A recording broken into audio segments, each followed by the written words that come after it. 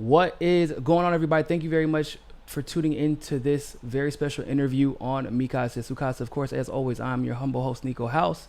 And today I have a very special guest. I have Matt Orfalia. Is that how you pronounce it? Orfalia? It's Orphala, actually. It's a very Orphala. tough one. Got But you. I feel like I've been butchering your name this whole time, and I'm so glad you finally corrected the record on that's that. why I go by Orf, Nico. I just go with Orf. That's why I'm just like, I just call you Orf. And a lot of people may know him as Orf. Most of you have recently come to know him as a man who's made probably one of the most viral Bernie campaign ads without ever actually working for the campaign at the time.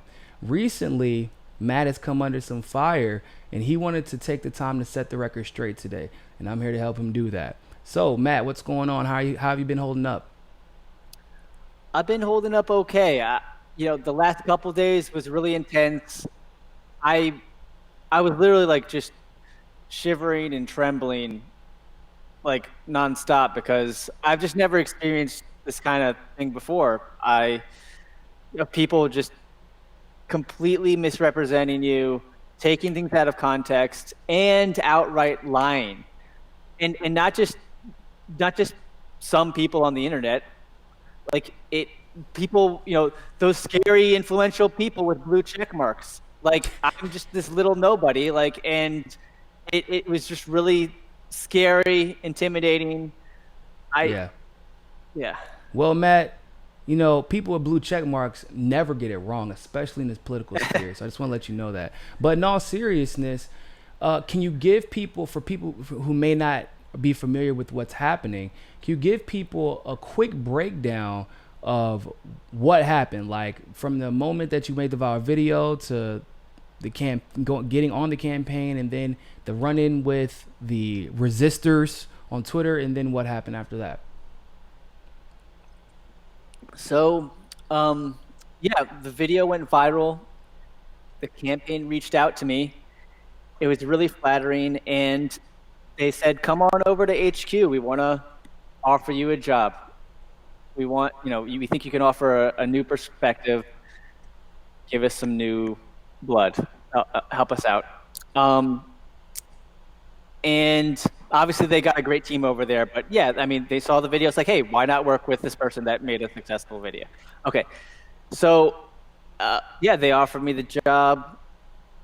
I did have some concerns about creative differences, and what's great is they were like, in the end, they were like, yeah, we still want you. That's okay. We'll ensure you some a significant creative control. And so this was huge. This is literally a dream come true, Niko, because I've been making videos for Sanders and causes that I support, that I think are important, that I don't think enough people are totally informed about. So for example, I mean, Bernie Sanders, the information out against him is so prevalent. It just was clear to me that videos needed to be made to fight that propaganda. Yeah, for those of you who don't know, we had a video dedicated it. to exposing the media bias in against Bernie Sanders, and it was, I mean, once again, you can definitely go back and watch that video. It made me mad. I'm like, bruh, what? And this is happening, right? We've seen it over and over and over again, but to see it back to back to back to back to back to back to back to back to back in the most disgusting of ways, and in a lot of ways, literally lies. For you to be able to get those articles, that's a talent, man. To be able to get those articles and those interviews and really match and expose their lies is a special gift. And so after you got picked up by the campaign, the attack started. Where did that come from? Did it come because of your announcement? Is that what incredibly, Niko? The same day I made the announcement, later that day is when it just started coming, like all like these accusations of being a racist, of being a sexist, of being a homophobe, of hating people with special needs, and all the reasoning. So the reasoning for me being a racist is because I made a video with MLK. I re-edited. This is 10 years ago when I was immature and naive. I made a video re-editing the "I Have a Dream" speech, a small section, to just say something so obviously that was not the MLK "I Have a Dream" speech, but it still sounds like it is. So what I did is I just changed phonemes. Yeah. So those are the syllable sound bites. And Here's the thing. what he was It's for trying to do, and is actually, and a lot of people haven't watched the video, which is probably the most, Matt expressed to me, like one of the most frustrating things about this. Because if you look at the title of the video, it actually says Media Manipulation 101, and he was trying to expose just how even something is, prominent as the MLK speech, media can manipulate it for their own good. And I actually have that video up, if you don't mind us. Niko, can I just say something? Yeah, go ahead, Mike. Go ahead, Matt. So I did change the title when these attacks started coming. Okay. But the description has for 10 years said very clearly, quote, "This video is supposed to be a reminder that media on TV or the web can be edited to twist facts / reality." Yeah, I'm looking at it. That has been clear, the YouTube description for 10 years, Niko. Who put this on Twitter? They deliberately cut that part of the YouTube description out of the frame. and so that sounds about right. How terrible is that? It's resist Twitter, man. That's obviously in context. But you know what else is really more incredibly important context? That since 10 years ago, when I'm just being obviously more immature and naive, I've made dozens of serious videos about the real Martin Luther King Jr. and how important his message is today, more now than ever. Well, before we get into that, Matt, I want to show the audience this video that everybody has been tripping about, because I feel like I said, enough people haven't really watched it at all. So that way we don't have to leave any, people can't say, "Oh man, you're just talking about the video and you haven't really watched it. You don't know how inflammatory it is." We're gonna show you it right now.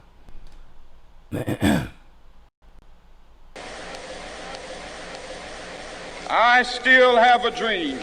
Yes. It is sexual.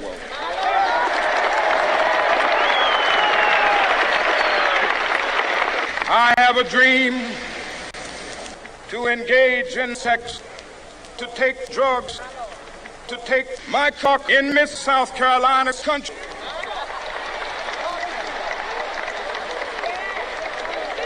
Miss South Carolina needs to blow my Negro penis. My cock will be made straight in Miss South Carolina's country. I have a dream today.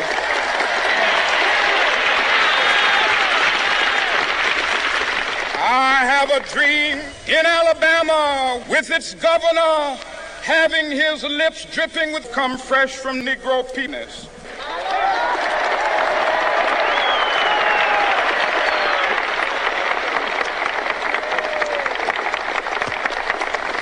I have a dream that white girls and black girls will be able to blow off my cock until cement emerges.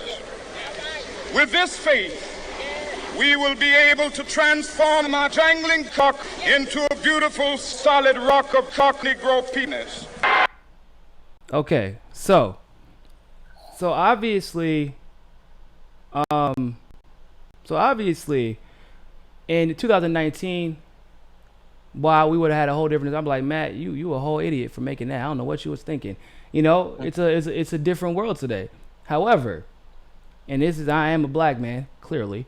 In 2008 and 2009, that comedy was extreme. That type of comedy, going over the top to make a point, was extremely normal. It was very Dave Chappelle-esque. It was very South Park-esque. It was probably the reason that PC culture has become what it is right now is because of the brand of comedy that emerged between 2006 and 2010. You can argue that it doesn't make it right, but I do believe that to hold someone accountable for something that you did when you're literally a child, because at 19, 20 years old, I don't care what anybody says, you're still a kid at 20 years old. I think we should not be judging people off of what they've done, the worst thing they've done 10 years ago. We should be judging people, in my opinion. Yeah, go ahead. Listening to that now, it did make me uncomfortable. I'm not proud of it now. Yeah. But and I understand it's offensive, but there's just such a huge difference between doing something that's dumb and inadvertently offensive, and making something that really is racist and actually being racist, when there really are real racists out there. Yeah. That was dumb. It was offensive. But that doesn't make me a racist. And it was presented to people without the description that made clear that it was to highlight the potential of media manipulation. And it was presented to people without the context of my full portfolio. Also true, which is dishonest. Yeah. Yeah, it also, wasn't presented with the fact that you were clearly, trying to kind of fulfill a niche on YouTube that was, once again, very prevalent at the time. PewDiePie and all of them were that's kind of what was the norm. I get why people would ask you to apologize. I do not get how people have all of a sudden forgot what we were talking about in 2008, 2009, and how raunchy comedy was, and the fact that it is comedy, and comedy has its space. And, maybe a different context to show the same point, but either way, going over the top to make your point is kind of part of that type of comedy. It is, and it's like I said, it's offensive. In 2019, it's definitely it's a problem. If you've been woke, if you understand the power that your words can have over somebody, what I'm saying? Things like that. But that, your intention was to take something that, this guy's speech is one of the best speeches of all time. And the media can even manipulate that if they need to. And this is how easily it can be done.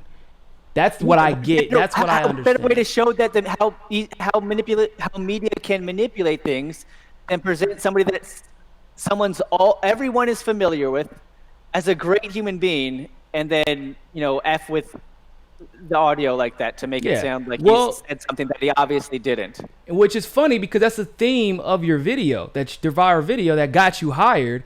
And ironic because you actually see them literally do that with Bernie when he's talking to the children. They manipulated his audio to make it seem like he was calling kids stupid, and that's not what he was saying. So it's kind of like, if given the context of your coming into fame, your story makes sense. Like, I was trying to expose them, and this is kind of what I'm known for doing. It's just it sounded different in 2009. Mm-hmm. So unfortunately, you were one way or another forced to split ways with the campaign. What was that like, from what you can't talk about on a professional level? And are you looking to try and get back into the campaign? Is this something that you feel like this is like your calling? This is what you want to do? Or are you trying to just kind of separate yourself? What's the plan going forward? Plan moving forward is, it's what it's always been. My plan for a long time, Niko, since, at a point, I realized that making dumb YouTube videos like that was just adding to the already endless supply of dumb YouTube videos. The world didn't need more dumb YouTube videos. So I just decided I want to make videos that people need to see, that there's like a need for, that there isn't some like overabundance of already, like there is with dumb content. And so that's what I've been doing. It attracted the attention of the Sanders campaign. Unfortunately, like we've said, that didn't work out, but I'm just going to continue doing that. You're going to continue doing that? If you got a chance to get back on the campaign, would you take it? Honestly, that would be very, very attractive because I'm working alone with no resources. And with the campaign, what was so attractive about that and so exciting about that, screw the salary. It would have been great to have a salary. It would have been great to have healthcare for the first time in many, many years. really, honestly, what excited me the most was that I'd have a team to work with. There's a dedicated archivist that I could go to when I'm looking for clips or sound bites about like specific clips or sound bites. That, I mean, it could take Makes me your a whole job. day to do that, or one person a whole day just to look up certain sound bites and find the right sound bite. So that would just have been a huge help. It seems But like you just really, really want to contribute to the movement, and be put in a space where you can maximize your potential to do so, like basically anybody else. For me, that's, I do this obviously, but I do speech writing and strategizing and things like that. And if I had that taken away from me over something that I said when I was 18 or 19 years old, man, I couldn't even imagine it. A lot of our progressive allies, and if the Bernie campaign is watching, I really hope that you listen to this. A lot of our progressive allies are absolutely not perfect, whether it be Tulsi, who had to evolve on, LGBTQ issues from when she was in her literally 20, 21 years old, to now, and now she's actually one of the best in the entire legislature on the issue. Whether it be Nina, who I'm sure had to evolve on a lot of progressive issues, whether it be Bernie himself, who's had to go through his little roller coaster of evolving in different ways. Maybe he was great on some issues from the very beginning, but Nina brought him along on reparations. And at first he was against reparations. And it may not seem like a big deal to you or I, but there are some people who see reparations as important as Medicare for all. And when you've been generationally poor, it is that important, right? So all of our progressive allies have had to evolve. The last 4 years has been an enlightenment period, the likes of something I haven't seen in my lifetime, and my mom said she hadn't seen in hers either. I'm glad that we're much more tolerant on the left, well, the progressive left anyway, than the world has been in the past. I'm glad that marriage equality has finally come into fruition. Problem is, marriage equality has only been around for half of a decade. That's how new this quote unquote woke movement is. If you want people to do the right thing consistently, no matter what, then when we have the opportunity to reward them for that evolution, we have to do that. The moment that someone pushes back, I feel like I believe it was Chuck Rocha said. Chuck Rocha, and correct me if I'm wrong, if whoever's watching this from the campaign, but Chuck Rocha said on The Hill Rising that he was a felon. He is a former felon. And the campaign still hired him because it's not about what he did before. It's about his evolution, about what he can offer to the movement right now. Matt is not even close to a felon, to my knowledge. He made some mistakes when he was a kid that weren't necessarily mistakes, quote unquote, at the time, but really he's a victim of time at this point, a victim of context. Now what he did is abominable by 2019 standards. But back in 2009, come on, like we all lived during that time. We all used to say things that were homophobic. Most of us did. Men were not as cognizant of, inadvertently sexually harassing and sexually assaulting women. There was a lot of ways life was different in 2009 compared to 2019. A lot can change in 10 years. And so I would ask that the Senators campaign acknowledge that, reconsider asking Matt to come back on and using this as a teaching moment so we can't chastise and demonize people for something they did 10 or 15 years ago. If they show change right here and now and have the track record to prove it and the consistency over time to prove it and the skill set to contribute to this movement, then we need to reward that evolution for what it is today rather than demonizing who that person was before the evolution and looking back in the past to come up with reasons why we shouldn't include people in this movement going forward. So, Matt, you have anything else left to say? Just thank you, Niko. Thank you.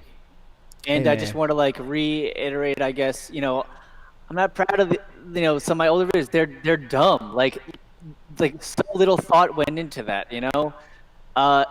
and then, but here's the thing is that had a couple hundred hits on fucking YouTube, and I've had videos in my adult life, dozens, with millions of views about the real MLK, promoting the real MLK, promoting how important MLK's message was on economic rights, and the assholes who shared who are pushing that old video, labeling me a racist for that old video, they will never share videos about the real Martin Luther King That's the that truth. I've made or that anybody's made. You know, And that- because he might end up warning them about the duopoly.